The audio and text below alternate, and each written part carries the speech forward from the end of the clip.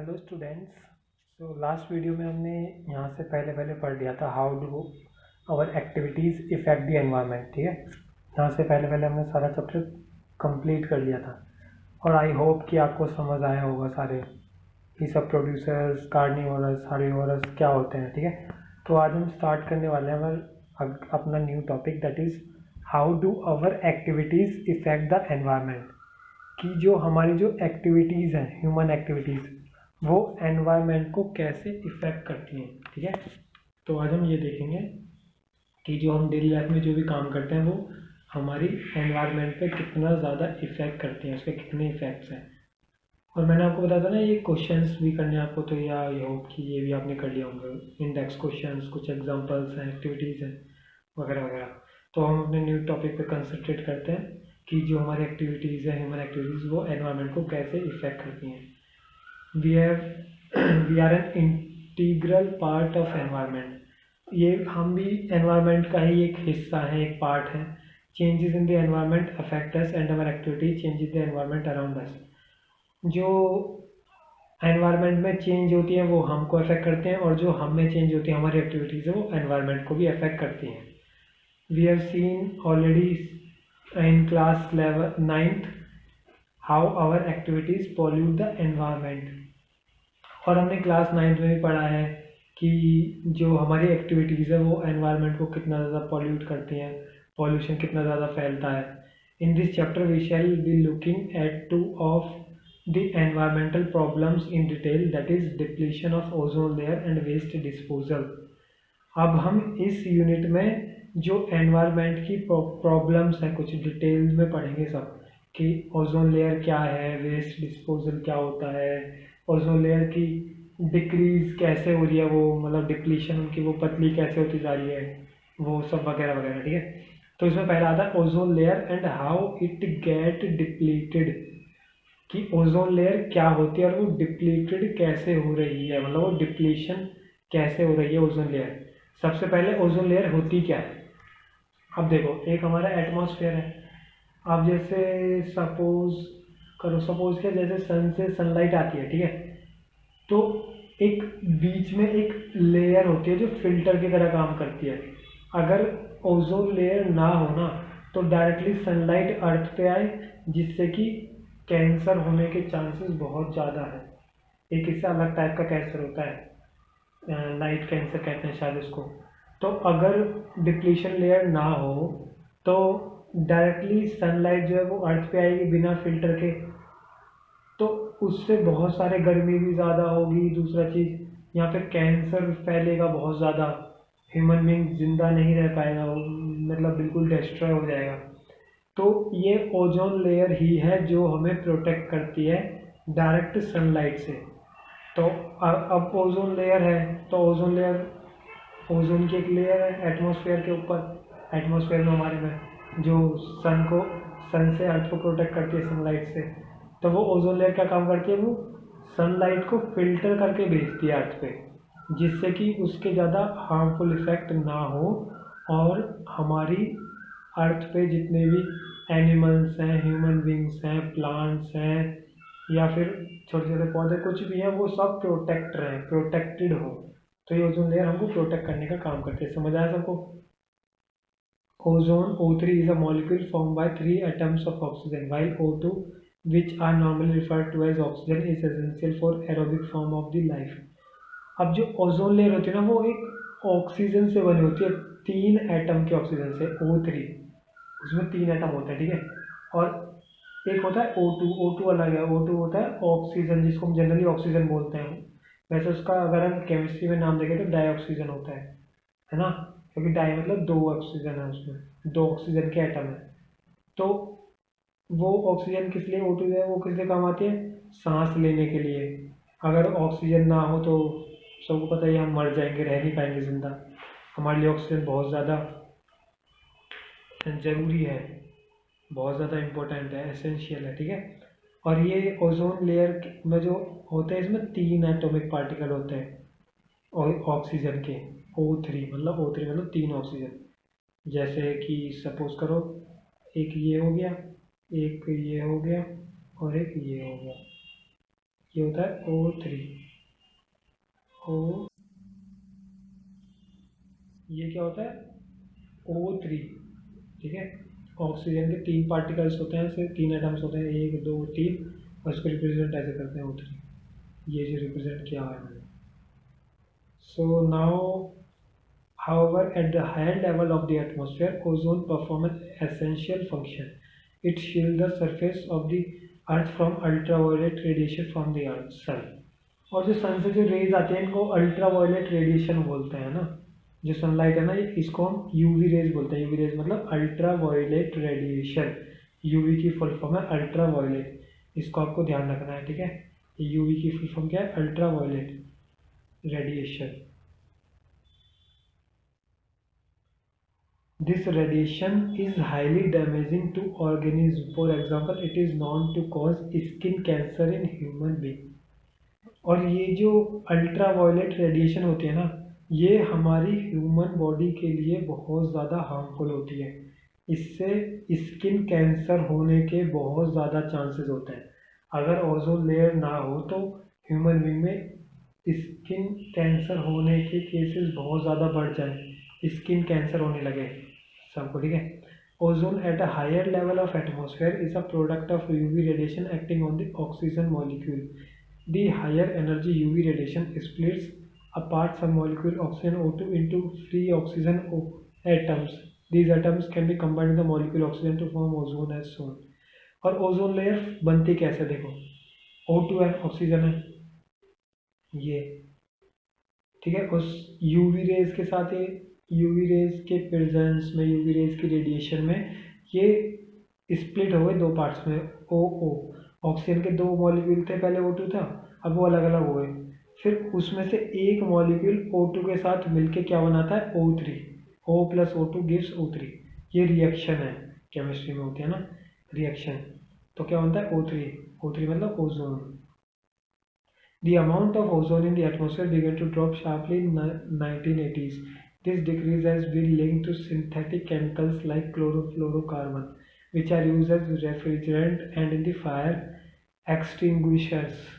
अब जैसे 1980s के जब 1918 चल रहा था ईयर, उस टाइम पे ओजोन लेयर बहुत ज़्यादा ड्रॉप हो रही थी एटमॉस्फेयर से, मतलब बहुत ज़्यादा कम हो रही थी ओजोन लेयर की क्वांटिटी, ठीक है। तो उसका रीज़न क्या था? एक होती है CFC। CFC क्या होती है? क्लोरोफ्लोरोकार्बन गैस होती है ये एक। ये ओजोन लेयर को कम करने के लिए, मतलब यही जो रीज़न है ओजोन लेयर जो कम होती है, वो इस CFC की वजह से कम होता है, क्लोरोफ्लोरोकार्बन की वजह से, ठीक है। और ये CFC कहाँ यूज़ होती है? हमें रेफ्रिजरेंट में या फिर फायर एक्सटिंग्विशर्स होते हैं ना, फायर एक्सटिंग्विशर्स, वहाँ पे यूज़ होती है। तो फिर क्या हुआ 1987 में united nation environmental programme UNEP succeeded in forging an agreement on freezing CFC production at 1986 levels. तो क्या हुआ 1987 में UNEP मतलब national level united nations environment programme, ये एक ऑर्गेनाइजेशन है, इसने 1987 में CFC के प्रोडक्शन पर रोक लगा दी, उसको फ्रीज कर दिया कि अब तुम CFC को प्रोड्यूस नहीं करोगे। क्योंकि जैसे जैसे अब O3 ओजोन लेयर का ख़त्म हो जाती, ओजोन लेयर ख़त्म हो जाती तो फिर क्या होता? ह्यूमन बीइंग भी ख़त्म हो जाते अर्थ से, क्योंकि स्किन कैंसर होता है, स्किन कैंसर होता तो बहुत ज़्यादा डिस्ट्रॉय होता है ह्यूमन बीइंग, बहुत ज़्यादा लोग पीपल मरते, ठीक है। क्योंकि कैंसर बहुत एक डेंजरियस डिसीज़ है, बहुत हार्मफुल है हमारे लिए, ह्यूमन बॉडी के लिए, और पेड़ पौधे के लिए भी और एनिमल्स के लिए भी ये बहुत ज़्यादा हार्मफुल है। It is now mandatory for all the manufacturer companies to make CFC free refrigerators through the world. और अब ये इस टाइम पे सारी रेफ्रिजरेटर कंपनीज है ना जितनी भी वर्ल्ड में, सबके लिए कंपलसरी हो गया है कि जो रेफ्रिजरेटर बनाएंगे ना वो CFC फ्री हों, मतलब उसमें क्लोरोफ्लोरोकार्बन गैस का यूज़ ना हो, वो CFC फ्री हो, ये सबके लिए मैंडेटरी हो गया। 1987 में तो फ्रीज कर दिया था CFC प्रोडक्शन को कि CFC का कोई भी प्रोडक्शन नहीं होगा कंपनीज में। और अब ये भी मैंडेटरी हो गया है कि सारी कंपनीज रेफ्रिजरेटर जो बनाएंगी वो CFC फ्री हो, उसमें CFC गैस का यूज़ ना हो, क्लोरोफ्लोरोकार्बन का गैस का यूज़। तो मैंने बताया कि जितनी भी सारी कंपनीज हैं उनके लिए मैंडेटरी हो गया है कि ये CFC का यूज़ नहीं करेंगी, मतलब क्लोरोफ्लोरोकार्बन फ्री रेफ्रिजरेटर बनाएंगे, मतलब उनमें रेफ्रिजरेटर और फ्रिज ही ऐसे होंगे जिसमें CFC का ही यूज़ नहीं होगा, बिना CFC के ही वो चल जाएंगे, रनिंग में होंगे, ठीक है। मैनेजिंग द गार्बेज भी प्रोड्यूस, और हमें जो हम गार्बेज और जो हम कूड़ा कचरा होता है उसको हम अच्छे से मैनेज करें, ठीक है। मतलब गार्बेज जो है उसको भी मैनेज करना आना चाहिए, जो गंदगी है उसको। In our daily activities we generate a lot of material that are thrown away. Daily activities में जितना भी हम कूड़ा कचरा होता है उसको हमें एक आ, अच्छे तरीके से, सिस्टमेटिक तरीके से उसको स्टोर करना चाहिए, उसको मतलब हमें कूड़े कचरे को डस्टबिन में ही डालना चाहिए जितना भी गार्बेज होता है। What are some of these waste materials? What happens after we throw them away? Let us perform activities. और हमें जैसे कि बहुत से लोग होते हैं कि हम सारे वेस्ट मटेरियल को ऐसे ही थ्रो कर देते हैं, कहीं भी फेंक देते हैं, तो हमें ऐसे ही नहीं फेंकना चाहिए। और ये आपके लिए एक एक्टिविटीज़ भी दी हुई है, एक्टिविटीज़ 15.5, ठीक है। इसको आपको परफॉर्म करनी है घर पे ही। ये एक सिंपल एक्टिविटीज़ है, कलेक्ट करना है वेस्ट मटेरियल को जितना भी है सब वगैरह वगैरह, उसको अरेंज करना है, उसको मैनेज करना है अच्छे से, तो पढ़ना समझ आ जाएगी, ईजी है, ठीक है। उसके बाद आता है we have seen in the chapter on life processes that the food we eat is digested by the various enzymes in our body। और हमने ये फूड लाइफ प्रोसेसेस वाले चैप्टर में पढ़ा था कि जो भी चीज़ हम खाते हैं, जो भी फूड हम खाते हैं वो अंदर जाके एंजाइम्स होते हैं जो उसको मतलब डाइजेस्ट कर देता है, उनको छोटे छोटे पार्ट्स में ब्रेक करके उनको फूड को डाइजेस्ट कर देता है। Enzymes are specified in their specific in their action। Specific enzymes are needed to break down a particular particular substance। This is why we will not get any energy if we try to eat coal। Because of this, many human-made materials like plastic will not be broken down by the action of bacteria or other saprophytes। अब देखो, अब जैसे हम कुछ भी चीज़ खाते हैं, खाने की चीज़, तो उससे क्या होता है, एनर्जी मिलती है हमको, है ना, एनर्जी होती है। लेकिन अब मैं तुमसे बोलूँ कि तुम कोयल कोयल को खाओ, कोयला को खाओ, उससे भी तुम्हें एनर्जी मिलनी चाहिए, तो उससे एनर्जी क्यों नहीं मिलती? क्योंकि जो हमारे एंजाइम्स होते हैं वो जो हमारा खाना होता है जो हम खाते हैं उसको स्मॉल स्मॉल पार्टिकल्स में ब्रेक करते हैं। तो जो अगर हम प्लास्टिक खाएंगे या फिर हम कोयल खाएंगे तो उनको वो ब्रेक नहीं कर पाएंगे स्मॉल स्मॉल पार्टिकल्स में, जिसकी वजह से हमें एनर्जी नहीं मिल पाती, ठीक है। तो एनर्जी सिर्फ उन्हीं चीज़ों से मिल पाती है जिसको वो हमारे जो एंजाइम्स हैं उनको स्मॉल स्मॉल पार्ट्स में डिवाइड करेंगे, स्प्लिट करेंगे, तोड़ेंगे, ठीक है। अब जैसे तुम्हें पता है कि जैसे प्लास्टिक है, प्लास्टिक गलती नहीं है, पानी में डाल दो कहीं भी वो गलेगी नहीं, वो कभी भी गलती नहीं है, ठीक है। इसलिए हम बोलते हैं ना प्लास्टिक का यूज़ मत करो, कम यूज़ करो। तो उसको बैक्टीरियाज वगैरह भी स्प्लिट नहीं कर सकते। बैक्टीरिया जो ये अलग होते हैं ना, सेफ्रोफाइट्स वगैरह, ये उसको ब्रेक नहीं कर पाते, इसलिए ही वो हमारे लिए हार्मफुल होती है प्लास्टिक। वो कभी भी ब्रेक डाउन नहीं हो पाते, उसके मॉलिक्यूल्स कभी भी ब्रेक नहीं होते स्मॉल स्मॉल पार्ट्स में। These materials will be separated upon by physical process like heat and pressure, but under the ambient condition found in our environment, these persist for a long time, ठीक है। ये भी physical process जैसे heat वगैरह होते हैं या फिर प्रेशर, इनको प्लास्टिक को हम जला देते हैं तो ये जलाने के बाद भी इनका कोई ये नहीं कि सॉल्यूशन निकल गया, जलाने के बाद भी ऐसे ही रहती हैं। Substances that are broken down by the biological process are said to be biodegradable। और जो कुछ सब्सटेंसेस होते हैं बायोलॉजिकल प्रोसेस के द्वारा जो ब्रेक डाउन हो जाते हैं, मतलब छोटे छोटे पार्टिकल्स में, पार्ट्स में स्प्लिट हो जाते हैं, तो उनको हम कहते हैं बायोडिग्रेडेबल। बायोडिग्रेडेबल मतलब जो बायोलॉजिकल प्रोसेस से स्प्लिट हो जाए, ब्रोकन डाउन हो जाए छोटे छोटे पार्ट्स में, तो उनको ही हम बायोडिग्रेडेबल कहते हैं। क्या तुम बायोडिग्रेडेबल सब्सटेंसेस के कुछ एग्जांपल्स बता सकते हो मेरे को? तो इस वीडियो को कुछ 5 सेकंड के लिए पॉज करो और कुछ एग्जांपल सोचो अपने माइंड में क्या हो सकते हैं बायोडिग्रेडेबल के। How many of this substance how many of this substances how many of the substances you worried were biodegradable. अब ऐसे तुम्हारे पास कितने सब्सटेंसेज हैं जो बायोडिग्रेडेबल हो सकते हैं? कोई भी डेली लाइफ में जो एग्जांपल्स होते हैं उनको देखो। उसके बाद ऐसे कितने सब्सटेंसेज हैं जो बायोडिग्रेडेबल है, उसको तुम्हें बायोडिग्रेडेबल और नॉन बायोडिग्रेडेबल में डिफरेंस पता चल जाएगा। Substances that are not broken, और ऑब्वियस ही बात है जो ब्रोक हो जाएंगे छोटे छोटे पार्ट्स में वो बायोडिग्रेडेबल होंगे, जो छोटे छोटे पार्ट्स में मतलब स्प्लिट नहीं हो पाएंगे उनको ही हम नॉन बायोडिग्रेडेबल कहते हैं। These substances may be insert and simply persist in the environment for a long time or may harm the various members of ecosystem। अब हमने इकोसिस्टम ही पढ़ा था लास्ट चैप्टर में, ठीक है। देखो लास्ट चैप्टर का यूज़ अभी तक भी आ रहा है। लास्ट चैप्टर सिलेबस में नहीं, इसका मतलब ये नहीं है कि तुम्हें पढ़ना नहीं है, पढ़ना है, बट ये कि उसके क्वेश्चन आंसर मत करो चलो, लेकिन समरी आनी चाहिए। तो इसमें ये बताया कि जैसे नॉन बायोडिग्रेडेबल होते हैं कुछ सब्सटेंसेज जो ब्रेक डाउन नहीं होते, जैसे प्लास्टिक वगैरह, तो वो हमारे इकोसिस्टम को बहुत ज़्यादा इफ़ेक्ट करते हैं, बहुत ज़्यादा हार्मफुल है, ठीक है। और हमारे इकोसिस्टम को भी ये इफ़ेक्ट कर सकते हैं बहुत तरह से। विजिट एनी टाउन और city, we are sure to find have over the places any place of tourist interest and we are sure to find the place। और जैसे टूरिस्ट वगैरह प्लेसेस होते हैं ना, टूरिस्ट प्लेसेस, वहाँ पे भी बहुत ज़्यादा लोग बाग ऐसे ही सब कुछ पॉलिथीन वगैरह फेंक देते हैं, उसको अरेंज नहीं करते, वेस्ट डिस्पोजल जो होता है वेस्ट वगैरह सबको ऐसे ही फेंक देते हैं ना।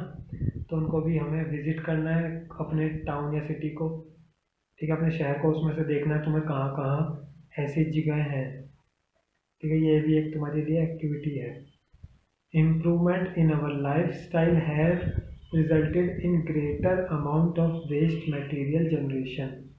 Changes in attitude also have a role to play, with more and more things we use becoming disposable। Changes in packing have resulted in much of our waste becoming non-biodegradable।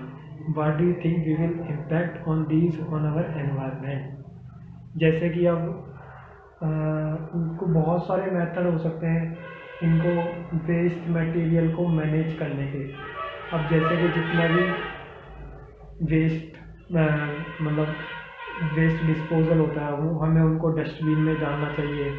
अब जैसे कुछ भी तुम खा रहे हो पॉलीथीन वगैरह, उसको डस्टबिन में डालोगे, सारी चीज़ें डस्टबिन में डाल के फिर वो इकट्ठी होंगी, इकट्ठी होने के बाद डस्टबिन को फिर तुम जो तुम्हारे मोहल्ले या फिर घर के आसपास गाड़ी आती होगी ना, कार गाड़ी, उसमें डालोगे जो कलेक्ट करती होगी ये कूड़ा वगैरह वेस्ट सब चीज़, तो वो कलेक्ट करके ले जाएंगे। अगर तुम ये प्रोसेस फॉलो नहीं करोगे, ऐसी कहीं भी पॉलीथीन वगैरह कहीं भी थ्रो करोगे फेंकोगे, तो हर जगह गंदगी फैलेगी, गंदगी फैलेगी तो इससे पॉल्यूशन होगा। अगर तुम उसको जलाओगे तो एयर पॉल्यूशन होगा, उसको पानी में डालोगे तो वाटर पॉल्यूशन होगा, उसको ज़मीन के अंदर गाड़ोगे, सैंड के अंदर गाड़ोगे तो सैंड पॉल्यूशन होगा, लैंड पॉल्यूशन होगा।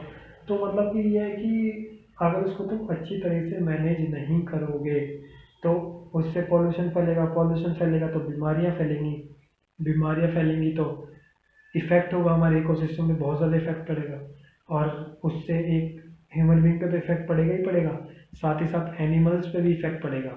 एक तो पॉल्यूशन से इफेक्ट पड़ेगा, दूसरा तुम पॉलीथीन्स वगैरह बाहर फेंकोगे तो जैसे बाहर एनिमल्स घूमते रहते हैं ना, डॉग वगैरह काऊ वगैरह, वो सब ऐसे ही खाएंगे उसको, और खाएंगी तो वो भी बीमार हो जाएंगी।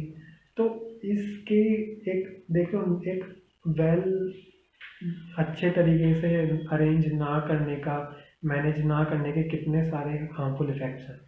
तो अब ये डिस्पोजल कप्स इन ट्रेन्स, इसके ऊपर तुम्हें इसको पैराग्राफ को पढ़ना है, इस पर थिंक सोचना है कि ये चीज़ जो कुल्हड़ वगैरह ट्रेन्स में चलती हैं वो सही है या फिर गलत। और ये व्हाट यू हैव लर्नड, इसके एक्सरसाइज क्वेश्चन करने हैं आपको, मैं इनको सॉल्यूशन आपको प्रोवाइड करा दूंगा। ये एक्सरसाइज क्वेश्चन आपको अपनी फेयर नोटबुक में नोट डाउन करने हैं, ठीक है।